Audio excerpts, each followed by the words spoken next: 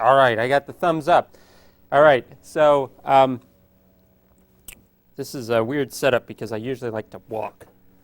I guess I'll have to stand still. I'll make up for it by waving my arms more. All right, so what? Which light? Those lights, I don't know. Can I? You want the white lights gone? That's the last one.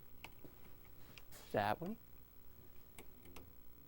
One on the left, the third one. The third. That one. Now I can't see anybody. You're all gonna get asleep. All right. So so this talk is all about perfectly open stuff. I'm from the International Computer Science Institute, and we're a little research institute in Berkeley, California. I'm local here, though, and we're a bunch of pretty open guys. So you can say anything you want about this. So let me ask a question. Who used DNS today? Oh, thank you. I gave this talk a week ago, and only half the room put up their hand, and I knew I was in for like a long slog. So this is good. So, all right, so you all understand what DNS is, sort of, undercuts all kinds of internet things. And so we've been doing a few different projects over the last few years on DNS, and I'm going to sort of talk about them all sort of mashed together. I put this together as a sort of a university CS seminar kind of talk. So hopefully there's some sort of balance here between some high-level stuff for people who aren't complete networking or DNS geeks, and some actual measurements and details for people who understand this stuff a little deeper. So let's get started here. The first slide is, these are all the people who did the actual work and wrote the actual story that I'm about to tell you. And I just stand here and tell the story. So let's start with sort of the big picture here, and in networking that often means this thing, right? This protocol stack, and we've all seen this, networking 101. It's the fundamental abstraction we use in networks. Each layer builds on the next. Let's say there's a problem with this, this model of networking. And there's probably lots of problems with this, okay. One I want to talk about tonight, right? All through this stack are addresses, but we have no names. So we have addresses here at the network layer, at the transport layer, data link layer, all over the place. But these are just integers. And as humans, we don't deal well with integers. We like to use names. And this was something we figured out right away when we invented the TCP/IP suite. And we solved this by putting together a file of mappings between strings and integers. All right? So you could look up a name in this file, and there was its corresponding integer, and you could use that to do your networking bit. And there was just one file. It was maintained by some guy, and you downloaded it every night. And if you wanted to have it changed, you called him or you emailed him. And pretty quickly, this became a scalability issue. This is a pain in the neck, right? So we invented the DNS. DNS Hierarchical Record Store, you all used it today, so you all sort of know what it is. It sort of does two main things. One allows the owners of addresses to name those addresses. And the second thing it does is allows everyone else to use these sort of human-friendly names. And we go and we query this big distributed system for them when we need them, at the instant we need them. So we don't have to download anything in the middle of the night. OK, so this is a DNS hierarchy. You've all likely seen this too. This is right from a networking textbook or something. We use these leaf nodes in this tree. It's all a big tree, right? We use these leaf nodes down here at the bottom, git.icer.org, www.amazon.com, things like that. The rest of the tree, just in service of the leaves, OK? And just to give you sort of some background here that'll be useful later in the talk, we're going to talk about sort of how big this tree is. There are 13 root nodes, named root nodes.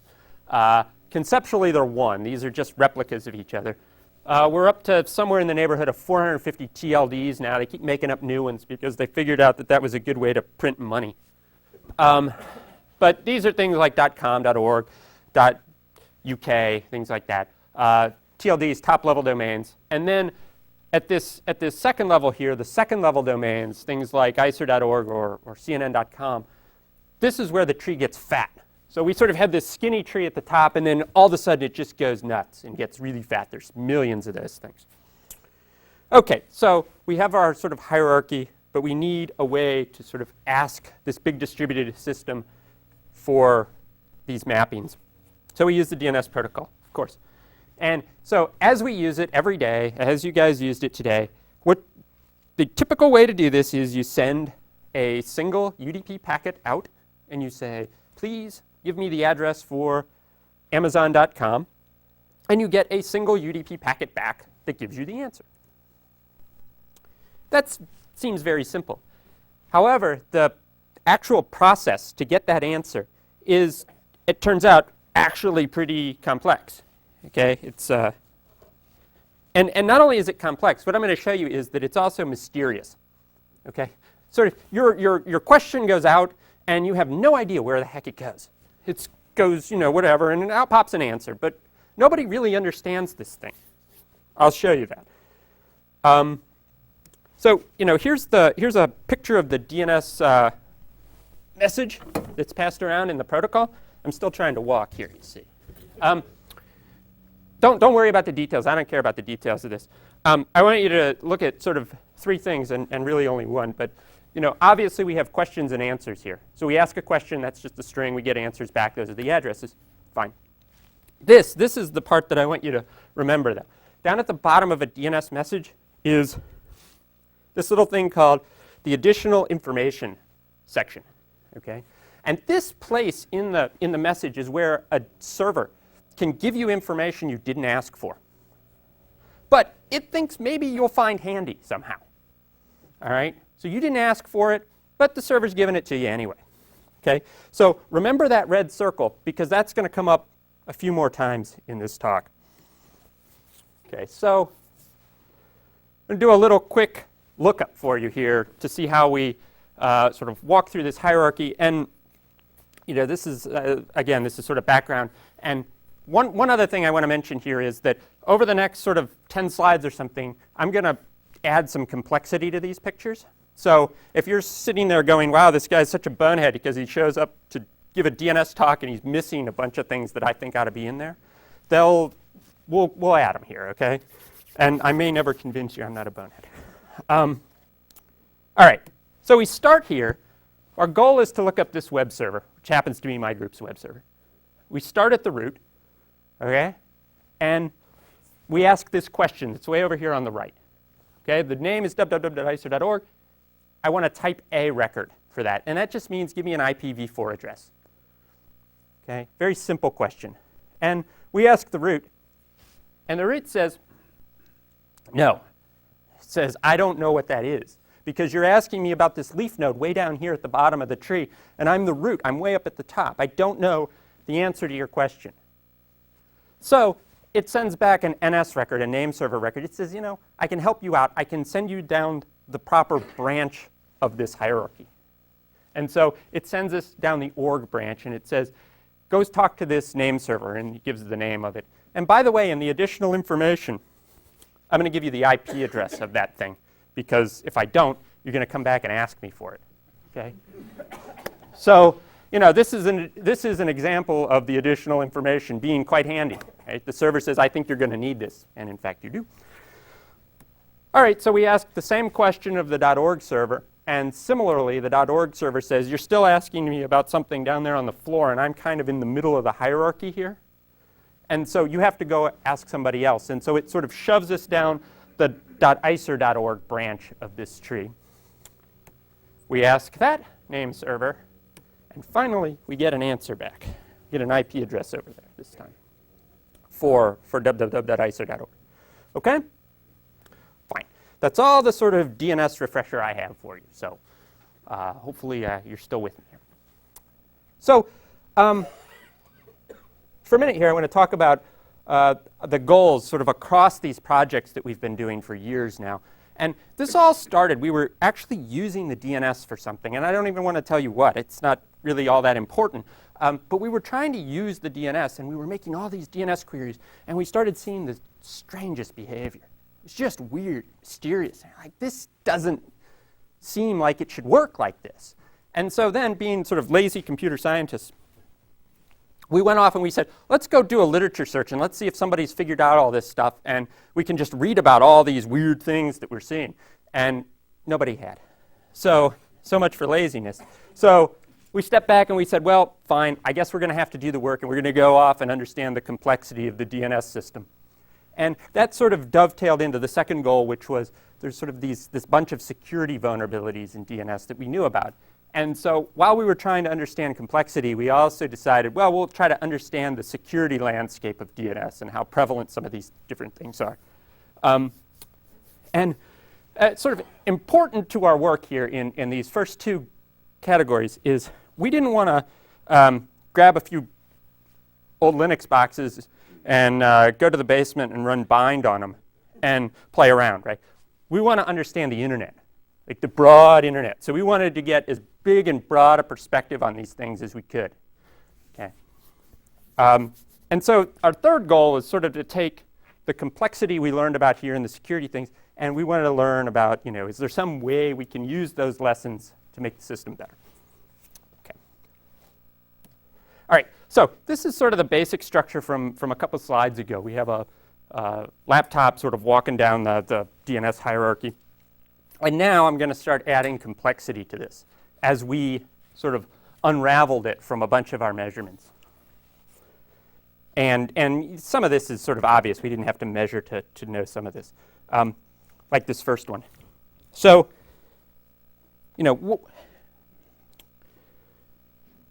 one of the first things we do is, sort of we reach in our sort of computer scientist bag of tricks, and what comes out first always, add some abstraction, right? So that's what we did here, right? And you have this local DNS resolver sort of everywhere in your company, on campus. Your ISP has one of these things. And what that does is it abstracts the complexity of walking the DNS hierarchy away from your laptop, your tablet, your smartphone, whatever. These things can now just ask one question of that local DNS resolver over there, and it will take care of answering that question, okay? All the complexity is focused in that one area, okay?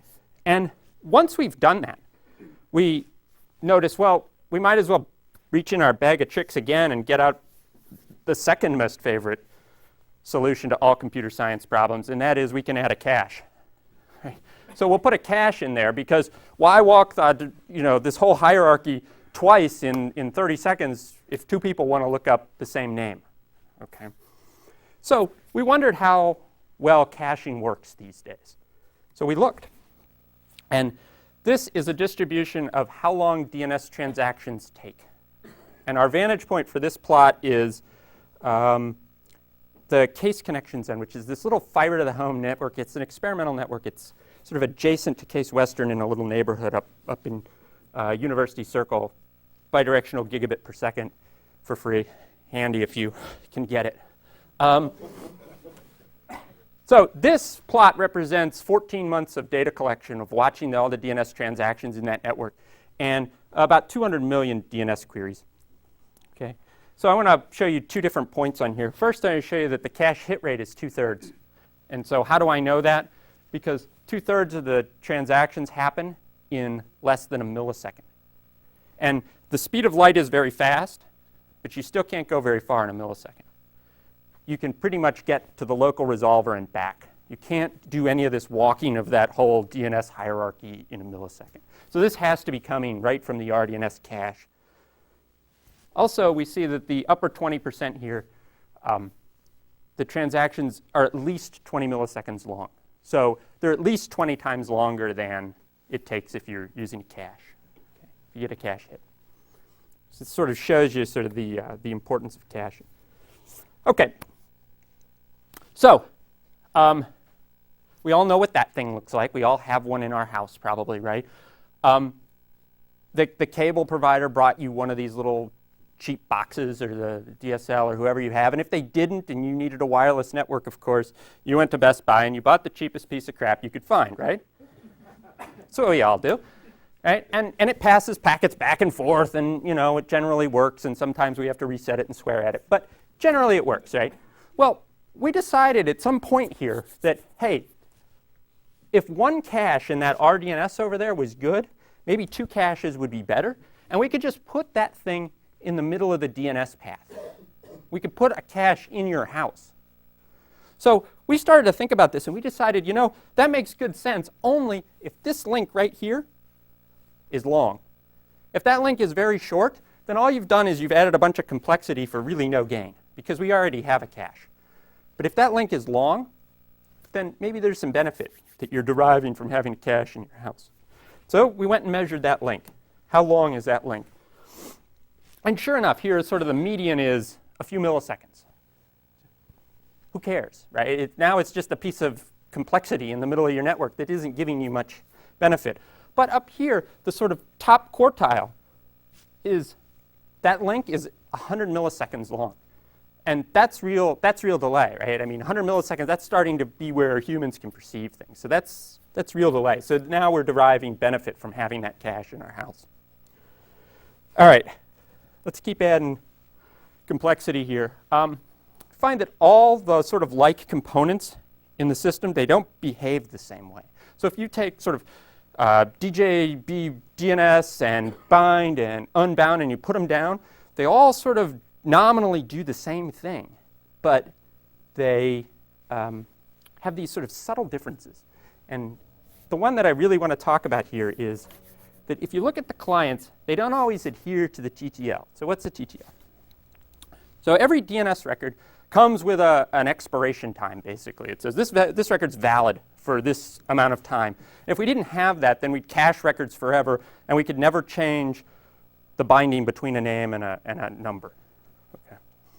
And so what we found is that clients don't always respect this thing. So we look across 3 different networks here, hundreds of thousands or millions of TCP connections. And we look at how many of these TCP connections ride on top of expired DNS records. And it ranges from about 8% up to 30%. That's not good. This is stale data. It's not supposed to be using this. So we thought, well, maybe it's just, expired, but only a little bit, a few seconds or something. And what we're looking at is a rounding error here. So again, we look at the distribution of the time between an expired record and its use. And we find that 85% of the time, that's at least 100 seconds. That's not a rounding error. Okay? The median is 25 minutes. Right? And 10% of these things, we see use 2 hours after the record expired. Right? This is not the way the textbook tells you DNS works. Right? And this is one of the big things that sort of caught our attention when we were sort of going crazy, is that these things don't respect the TTL. All right, so I have these cartoon pictures. They're really very nice. We have these computers here. It's a lie. Every computer on here is usually multiple computers. So something like this. They might be in a data center. They might be widely distributed. But all these things are replicated. Okay? And one thing that really sort of caught us was this top one, this RDNS. If you go and look in your config,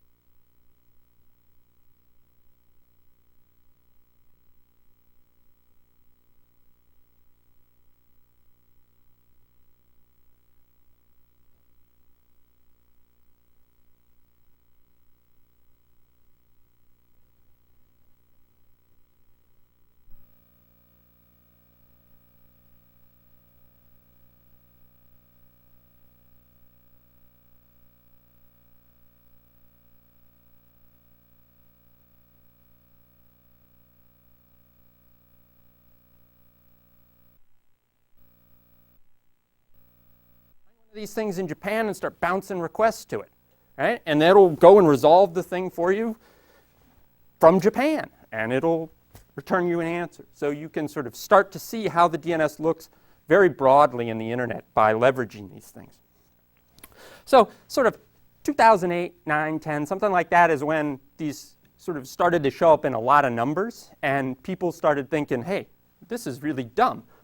And so in 2010, there's a paper that says there are 15 million of these things in the internet. That's a lot, okay?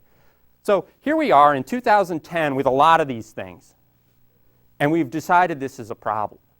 So we measured this last.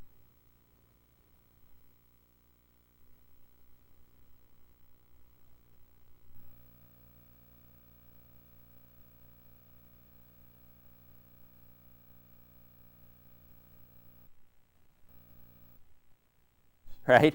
These are predominantly in people's houses. They're the low-rent networking gear. Grandma doesn't even know she's got one of these, right? And these are mostly DNS forwarders. They don't walk the hierarchy. If they don't have something in their cache, they pass it on to the RDNS. Okay? So why do these things exist? Stupidity. I can't say, there's no other reason. Okay. So I'm on slide 23, and I haven't said anything about security at a security forum. So I guess I should fix that, right? So that was all sort of the work on our first bullet on complexity. And hopefully that sort of gives you a backdrop for the rest of the talk, which is, in fact,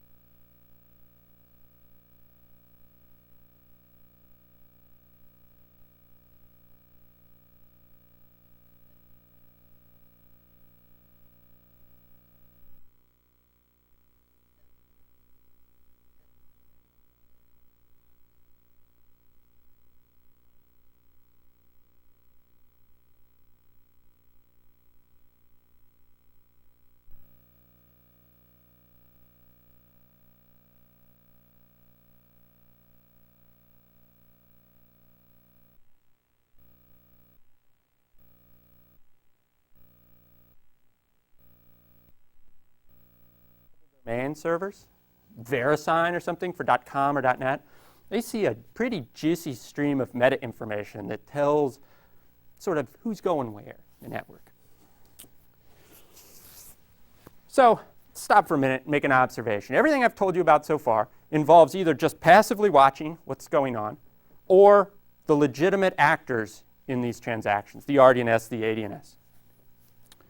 But let's remember DNS, simple clear text pass or clear text protocol. Crafting technically acceptable portions of that transaction is actually doable. We don't need any secret keys, crypto magic or anything. Question is, how difficult is it?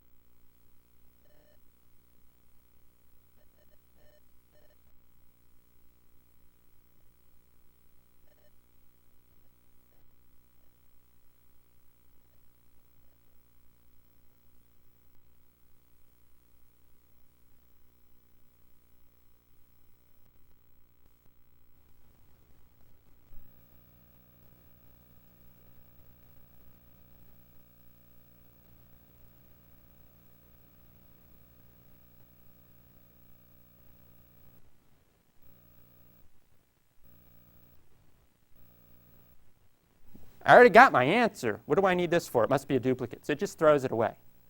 So even without being sort of in the middle of the network, in an actual firewall, the Great Firewall has accomplished its goals here. Okay. So 6 magic things, right?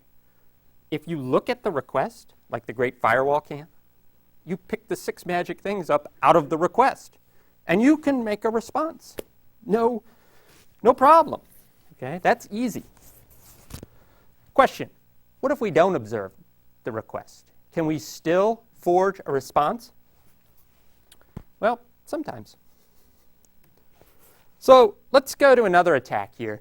And the goal of this attack is to poison the cache in the RDNS. Put something fraudulent in the cache of the RDNS. And I've changed this blue thing down here from a client to an attacker.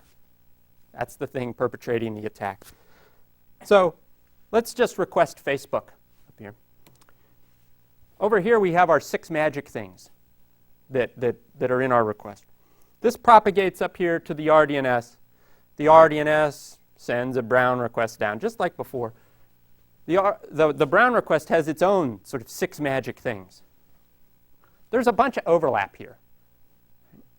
And the basic notion here is that the blue thing down here, the blue attacker, can know about 4 of these 6 without much effort.